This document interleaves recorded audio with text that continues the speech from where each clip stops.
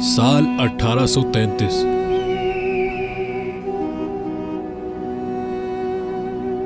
जब कबीला बनी आस के लोग आज जहां दुबई है यहां आकर रहना शुरू हो गए, उस वक्त ये जगह मुकम्मल रेगिस्तान थी और ये अबू धाबी के कंट्रोल में था। दुबई इस वक्त मच्छरों का एक गांव कहलाता था।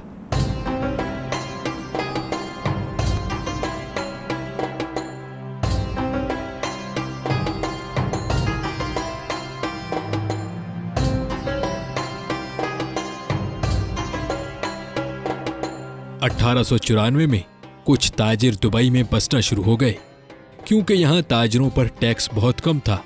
मगर दुबई में अभी भी मछलियां पकड़ने के अलावा कोई खास काम नहीं होता था।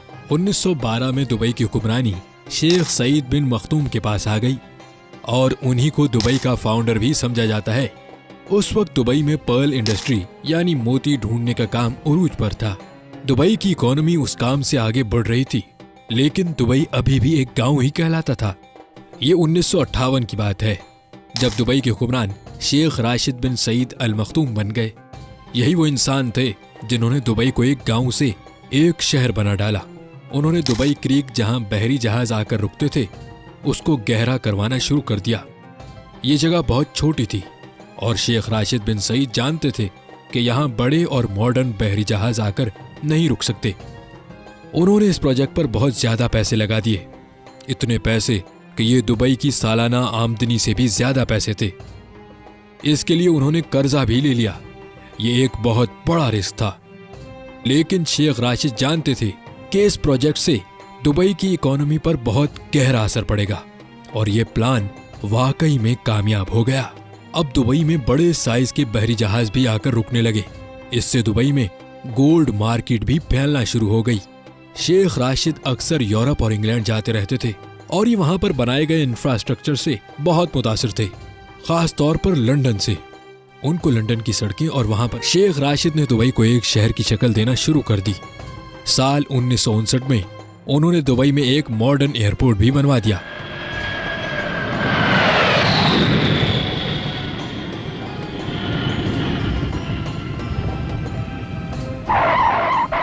वो दुबई में बिजली की लाइंस, टेलीफोन सर्विसेज और पोर्ट्स वगैरह बनवा रहे थे।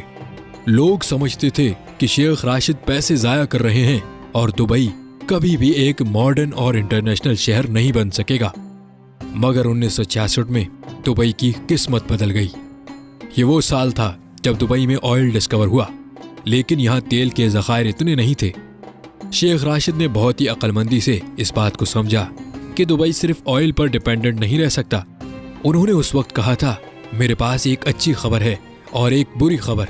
अच्छी खबर तो यह है कि दुबई में ऑयल डिस्कवर हो गया है और बुरी खबर यह है कि ये तेल बहुत थोड़ा है। इसीलिए उन्होंने ये तेल का इस्तेमाल करके दुबई में दूसरे प्रोजेक्ट्स बनाना शुरू कर दिए। उन्होंने दुनिया भर से बड़े बड़े इंजीनियर्स और आर्किटेक्चर्स को बुलवाकर दुबई को मजीद तामीर करवाना शुरू कर दिया। जैसा कि 1979 में दुबई में एक ऊंची बिल्डिंग बनाई गई, ऐसे कई प्रोजेक्ट्स दुबई में शुरू हो रहे थे। 1981 में शेख राशिद इस दुनिया से चले गए। अब जो दुबई के अमीर हैं शेख मोहम्मद बिन राशिद बिन अल मखदूम, ये उन्हीं के बेटे हैं। आज जो दुबई हम देखते हैं उसको बनाने में शेख राशिद का ही दिमाग है। उन्होंने दुबई में ऊंची ऊंची बिल्डिंग्स बनाना शुरू कर दी। फिर इस काम में भी एक मसला था। मसला यह था कि कच्ची मिट्टी पर इतनी बड़ी बिल्डिंग्स कैसे खड़ी की जाएं। मगर शेख मोहम्मद बिन राशिद ने उसका हल भी ढूंढ निकाला। शेख मोहम्मद बिन राशिद ने महसूस किया दुबई के अतराफ पहाड़ वी शेप में बने हुए हैं, यानी यहाँ जरूर कभी पानी मौजूद होगा जो पहाड़ों की शेप कटी हुई है। उन्होंने यहाँ ड्रिलिंग करवाई और वहाँ वाकई में पानी मौजूद था और यही पानी दुबई की ऊंची ऊंची बिल्डिंग्स खड़ा रखने में काम आया। जहाँ बाकी अरब ममालिक जो तेल की दौलत पर अपना मुल्क चलाते हैं, वहीं शेख मोहम्मद बिन राशिद जानते थे दुबई को तेल पर जिंदा नहीं रखा जा सकता।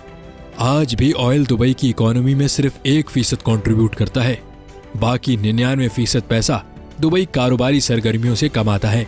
शेख मोहम्मद बिन राशिद की विजनरी प्लानिंग और अक्लमंदी की ही वजह है कि दुबई इतना अमीर शहर है। उन्होंने दुबई में ऐसी ऐसी चीजें बनाना शुरू कर दी जिनकी वजह से पूरी दुनिया का ध्यान दुबई की तरफ होने लगा, जैसा कि दुनिया की सबसे ऊंची इमारत बुर्ज खलीफा। दुनिया के बड़े बड़े मॉल्स में से एक दुबई मॉल, आलीशान होटल्स और आर्टिफिशियल आइलैंड। दुबई की एयरलाइन एमिरेट्स एयरलाइन ये दुनिया की बेहतरीन एयरलाइंस में से एक है। ये सारी अट्रैक्शंस थी जो लोगों को दुबई खींच कर लाती रही। दुबई में बहुत से फ्री जोन्स भी हैं जहां हर किस्म की टैक्स छूट दी जाती है, जो दुनिया के बड़े बड़े बिजनेसमैन की तवज्जो अपनी तरफ खींचती है। ये फ्री जोन्स दुबई की इकोनॉमी का 20% हिस्सा बनते हैं, जहां तकरीबन 1.5 करोड़ के करीब लोग नौकरी करते हैं। दुबई में आज 80% के करीब वो लोग हैं जो बाकी कंट्रीज से दुबई में आकर सेटल्ड हैं। आज दुबई में वो लोग भी हैं जो मेहनत करके पैसे कमाकर अपने प्यारों को वापस घर पैसे भेजते हैं, और वो लोग भी हैं जिनके पास बहुत सा पैसा है। दुबई में हर वो सहूलत मौजूद है जो दुनिया के बड़े बड़े मिलियनर्स और बिलियनर्स को अपनी तरफ लाती है।